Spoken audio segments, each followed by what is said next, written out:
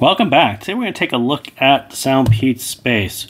So I don't have a ton of things to say about these. I think SoundPEATS tends to be like KZ in that they develop a model and then build on that model going forward. So Space being their first headphones, I think this will be the first of other models that we see, and they tend to hit the market exactly where you expect them to hit the market, about $45 to, I think these are $45, but in that $40 to $50 range. I think when you look on Amazon and there's hundreds of headphones that are all in that same price range, all with the same capabilities, that's exactly where SoundPEATS put themselves. We'll jump right into the middle of it, and then we'll follow on Space with other models that will stand out in ways on features or sound quality or app support. There will be differentiators coming down the line, but for now we have Space, and I think this is how they establish themselves with a kind of a base platform to build on. And you can kind of see these are exactly what you would expect at this price point. They have a nice kind of memory foam. I think this is an artificial memory foam-ish leather pad. There's a nice padding on top. There's a couple buttons on the bottom. So this is the ANC button. So this is the ANC button. So if you want to switch between ANC, normal, and transparency, you can actually push that. Volume and then power. So, again, as I say, this is exactly what you would expect to find at this price point. They're all very, very similar. Folding, black plastic, nice padding, ANC. These are a very, very typical set of features that you would find at this price point. This is what the box looks like, and there's not a whole lot going on with the box. On the back, we can see some of the specs, which we will go over in a second. So that is that. Let's kind of jump right into it, and we'll start with the specs, as I just said. So, as I said, first headphone that SoundPEATS has done. I would say that they are probably going to release others, but I have no info, but that tends to be how they work, so not going to be too surprising if we see other headphone models this year. This one does feature 40mm dynamic drivers. It has a really long battery life, 123-hour long battery life. I think they calculate that at about 60% volume. I noticed I was listening, I think, more at 60%, so I don't know. I think it's 60% on their volume as opposed to what your phone is, so you'd have to figure out what that is. But in any case, it's a long battery life. 35 decibels of hybrid active noise cancellation. We'll talk about that in a second. Bluetooth 5.3 for stable multipoint. Again, that's another thing that has come out of some of their TWS work, getting multipoint to be functional and stable and useful. I think that's something they've actually worked on. So, again, a little bit of a transfer from TWS into something that's not quite as popular at this price point on Amazon yet, but probably getting there. There was a game mode, and the two codecs supported on this one are AAC and SPC. So again, as I said, at first glance, they basically hit the expectations of the price point, around $45 after coupons. There are a couple coupons I'll put in the description for a Bluetooth headphone with ANC, transparency, app support, long battery life, right?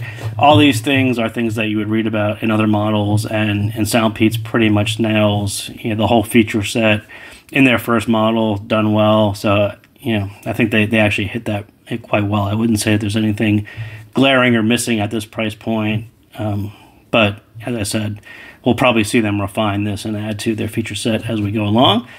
So ANC and transparency, I think they do work, and you could hear them by turning, if you just turn them on and turn on ANC or transparency without music playing, you get a really good idea of what they're doing. If you just have a background, like a TV playing in the background, you'll hear ANC take down those voices and all that, and all the TV noise down to a really minimum level. Transparency, you'll hear it sort of boosted and pipe it through, and that's exactly what you were expecting in transparency. If you're playing music, I think ANC kind of works better. I think transparency, again, the transparency on their TWS is sort of the same way. Other sets tend to mix the level of environmental sounds with your current music. At a higher level, I think SoundPEATS tends to keep it a little bit lower. So if you're hoping to hear some of the voices in the background over the music, that's not going to happen. They tend to put them a bit lower. So But again, listen to it when you're not listening to music, and you'll get a really good idea of what's actually going on in the background. But as I just said, transparency is just a little harder to hear with music playing. But again, listen to it without music, and you'll get an idea of what it's doing. So I think that's just the style they use and their version of transparency and how they view how it should work. Sound, I'll call this one a conservative bass-boosted version of the SoundPEATS Classic. So if you're used to their SoundPEATS Classic on TWS, kind of a bigger V-shaped, very energetic boost to the bass and treble, this is a much more conservative version of it. There is a boost to the bass, and it's got kind of a lower centric, bassy sound to it, but treble-wise, it's very conservative. They kind of kept it very level.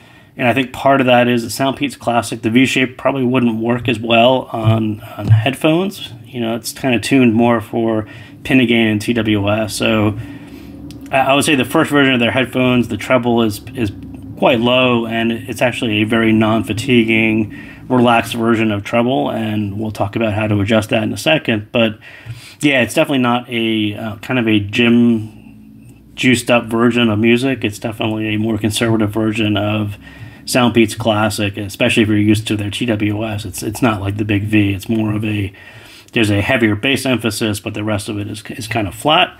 So boosted bass, less treble, like I said, it makes for a fun, relaxed listen, no fatigue. I think that's what they were going for. It's just a long session, 123 hours of listening. You don't really want any fatigue coming through. But on the other hand, the mids kind of fall behind the bass, and it can sound a little less clear if you're trying to listen to lyrics. If you're primarily going to listen to these with music, I would say take a look at using the custom EQ, and I think it's super easy with the app that they give you. Just raise the sliders from 2K to 16K. I think that's like 4 or 5 sliders. The ones all the way on the right side, just bump them up like flat in line, about 2 dB, 4 dB until you get a sound you like. It'll basically open the mids a little bit. It'll give you more treble, it'll be a more balanced version. You'll get some more clarity to the vocals, but you also get a sense of space and soundstage. Those kind of blow out a little bit more when you add a little bit more treble, and the whole thing tends to sound a little bit more projected, and there actually is a stage there. So a couple benefits from doing that, and I would suggest at least trying it because it's easy to do in the app. But out of the box, it's a bit inward sounding, and bumping the treble definitely opens up the sound, and I would highly suggest doing that. So that is what I got on Space. So thank you guys again for tuning in, and I will see you next time.